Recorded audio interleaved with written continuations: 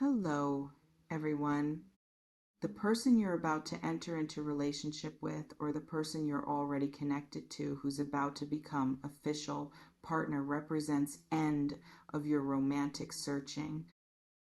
Not because you're settling or giving up on finding better, but because you're finally encountering the specific combination of compatibility, chemistry, timing, and mutual readiness that creates relationships so satisfying that looking beyond it becomes unnecessary. This is last love, the one that makes all previous attempts make sense as preparation rather than failure. When I say best last love, I'm being specific about both terms. Best because quality of connection exceeds what you've experienced before in ways that matter to you personally. And last, because once you have this, the restlessness that drove you through previous relationships finally quiet. Let me describe what best last love actually looks like when you're experiencing it. Um, First characteristic is ease. That doesn't mean boring. Previous relationships might have been exciting but exhausting, constant drama, constant uncertainty, constant effort required to maintain connection that kept threatening to dissolve. Or previous relationships might have been stable but unfulfilling, comfortable but lacking spark, secure but uninspiring, fine but not alive. This relationship is both exciting and sustainable, passionate and stable, challenging in ways that create growth without creating toxicity. You're not performing, not managing their moods, not walking on eggshells, not constantly wondering where you stand, not exhausting yourself trying to be enough. You're just being with person who meets you where you are, who matches your energy naturally, who doesn't require constant maintenance to keep interested or happy. And that ease is proof of rightness, because hard shouldn't be the price of good. Struggle shouldn't be evidence of value. Real partnership feels easier than bad partnership, not harder. Second characteristic is seenness at depth you haven't experienced before. This person gets you, not just surface you, actual you. They understand your references without explanation. They appreciate your humor, including weird parts. They value your mind and your heart and your body and your spirit as whole package, instead of being attracted to selective pieces while tolerating or trying to change others. You don't have to translate yourself to them. Don't have to downplay your intelligence or your intensity or your needs or your desires to make yourself palatable. They like you as you actually are, not as potential version you might become, not as edited version you present in early dates, as full, complicated human you. And you see them with equal depth. You're not projecting fantasy onto them, not ignoring red flags because chemistry is strong, not accepting less than you need because you're afraid to be alone. You see them clearly, flaws included, and you choose them anyway because their flaws are ones you can live with and their strengths are ones that genuinely matter to you. Let's pause here. This reflection invites you to consider, is less than #0. 5# is greater than, what would it feel like to be in a relationship where you don't have to hide or minimize any part of yourself, maybe liberating in ways you can barely imagine because you've been performing appropriate version of yourself for so long, toning down your enthusiasm, hiding your needs, pretending to be lower maintenance than you are, or maybe slightly scary because being fully seen means being fully vulnerable, means they get to see parts of you that previous partners criticized or rejected, and trusting they won't use that visibility as weapon requires courage. But this person won't weaponize your vulnerability, won't use what you share against you, won't punish you for being human. That's part of why they're best love, because safety they create allows authenticity you've never sustained before. This reflection invites you to consider, what part of yourself have you been hiding in relationships that you'll finally get to express fully? Third characteristic is reciprocity. That's balanced without being transactional. You're not keeping score, not calculating who gave more or who sacrificed more or who's ahead in relationship economy, but you're also not doing all the work while they coast, not being therapist, organizer, emotional labor provider, problem solver while they just receive without giving back. This person shows up, initiates, plans, considers your needs without you having to ask, carries their share of relationship maintenance, gives effort that matches yours, and that balance creates sustainability. Because relationships where one person carries everything eventually collapse under that weight. But relationships where both people contribute can continue indefinitely. Fourth characteristic is growth that happens together instead of at each other's expense.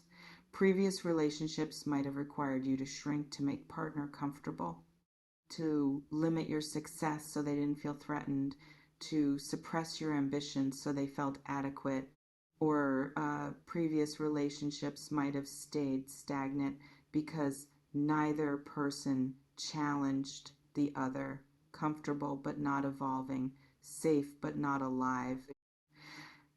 This relationship creates both. You challenge each other toward growth without creating competition. You celebrate each other's wins without jealousy. You support each other's evolution without fear that growth will create incompatibility. You're better with them than without them. Not because you were incomplete before, but because they bring out aspects of you that stay dormant when you're alone.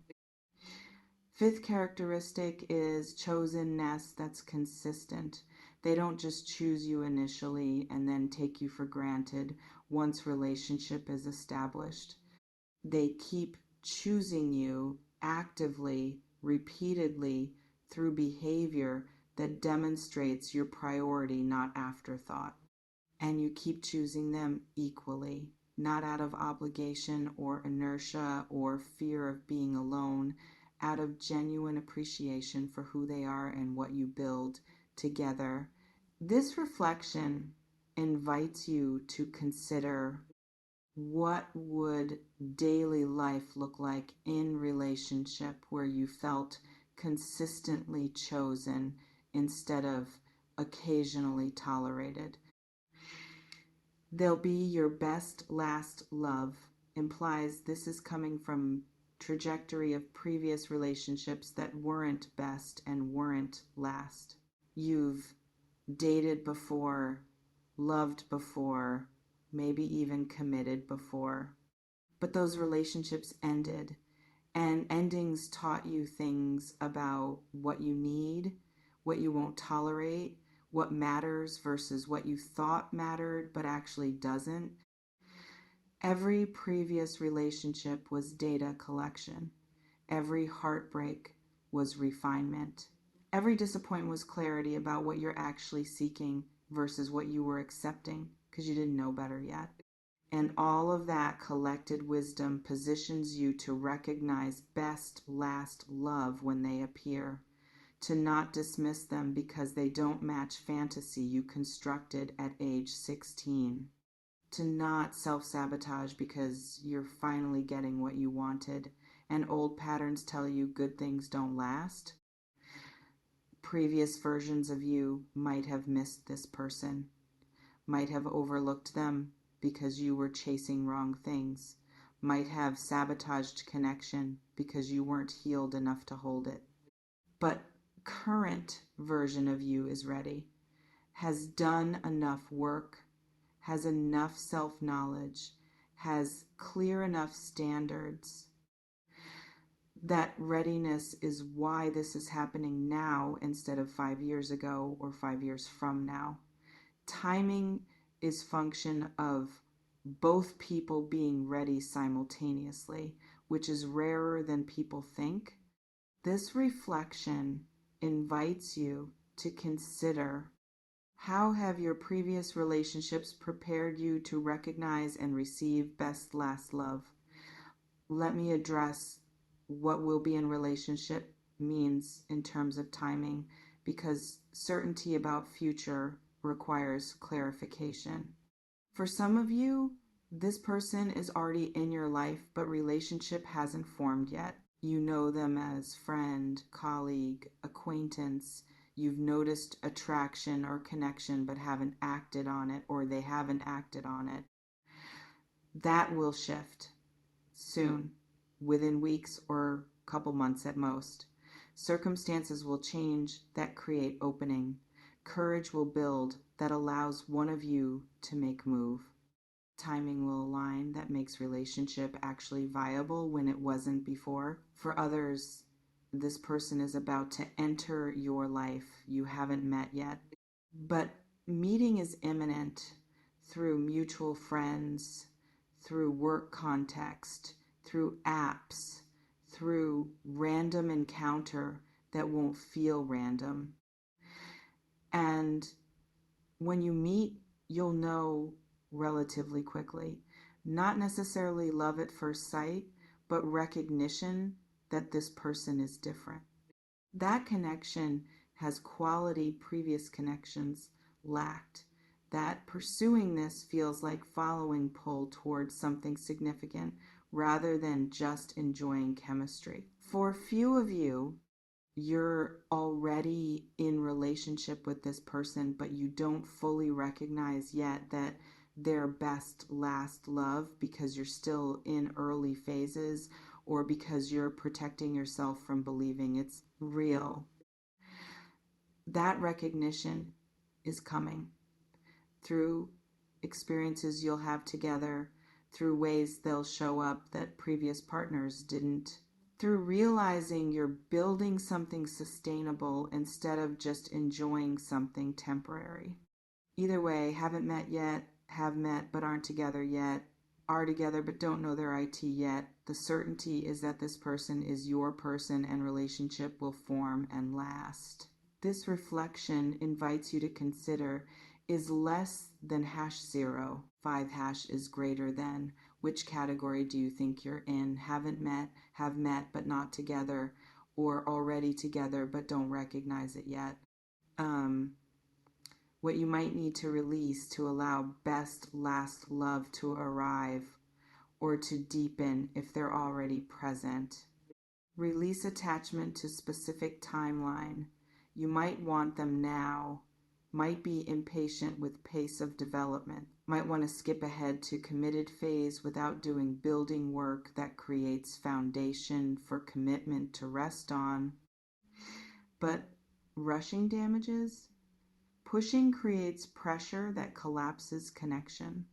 Let relationship develop at its own pace, even if that pace feels slower than you'd prefer. Release fantasy version of perfect partner that's so specific it prevents you from seeing actual perfect for you partner who doesn't match every item on checklist, but who matches what actually matters. Lists are fine for initial screening, but connection is felt, not calculated. If you feel it with someone who doesn't match list perfectly, trust the feeling over the list.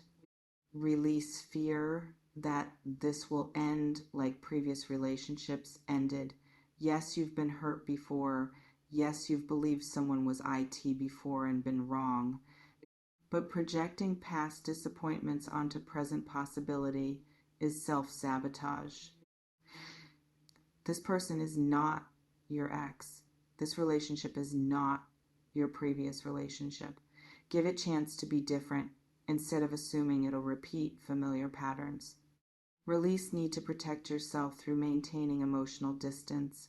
Vulnerability is required for deep connection. You can't have both complete safety and profound intimacy. Real love requires risking real hurt. That doesn't mean being reckless, but it does mean being open instead of defended. And release anyone who's not this person. If you're holding on to X who wasn't right, if you're keeping options open, because commitment feels scary. If you're not fully available because some part of you is still invested elsewhere. Best last love requires space, emotional space, mental space, life space. Clear that space by releasing what doesn't belong there. This reflection invites you to consider, what would you need to release? Person, pattern, fear, fantasy, to fully receive best last love.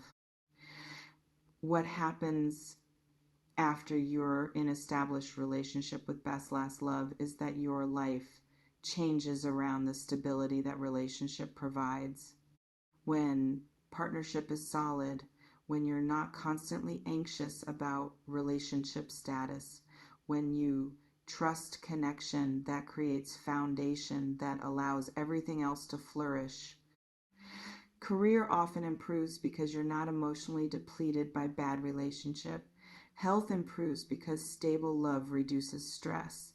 Friendships improve because you're not using them as substitute for romantic fulfillment you were lacking. This isn't because partner completes you, you're complete already. It's because good partnership creates conditions for your completeness to express fully instead of being suppressed by relationship stress. And your relationship itself keeps deepening. You don't peak in honeymoon phase and then decline. You build slowly toward increasing intimacy, increasing trust, increasing shared history that creates bonds. Chemistry alone can't create. Years with this person feel richer than early days, not duller, because you're not just enjoying chemistry anymore. You're living life together, and that life creates meaning chemistry can't provide. You remain in complete control of whether you recognize and receive best last love when they appear or arrive. You can be open or defended, trusting or skeptical, ready or resistant. The power is yours. It always has been. You may notice reading this has activated hope mixed with fear. Hope that finally you'll get relationship you've been wanting. Fear that you'll be disappointed again if you believe this and it doesn't materialize. Whatever you're feeling, honor it. Take what resonates. Softly release the rest. Trust yourself. Before we close, I want to ask you something. If you met your best last love tomorrow, would you recognize them or would you dismiss them because they don't match what you thought you were looking for? Drop your honest answer in the comments. And this, what would best last love need to provide that previous relationships lacked? You will be in relationship with this person and they'll be your best last love. And when you're finally in that relationship, when you're experiencing the ease and depth and reciprocity and growth and consistent choosing that characterizes real partnership, you'll understand why nothing before this worked out, because you were being prepared for this, refined for this, healed for this, not eventually, soon, already forming. Trust yourself with this. Trust that you're ready for healthy love, even if unhealthy love is what you've known. Trust that you can recognize right person even if you've chosen wrong people before. Trust that best last love is real and is coming and will exceed what you've experienced previously in ways that make waiting worthwhile. See you in the next one. And listen, when best last love arrives, don't sabotage it by testing it against every disappointment you've survived. Give it chance to be different. Give them chance to be person previous partners weren't. Give yourself chance to be happy. Stay open, stay ready, stay worthy. Your best last love is approaching. Prepare to receive them. See you tomorrow.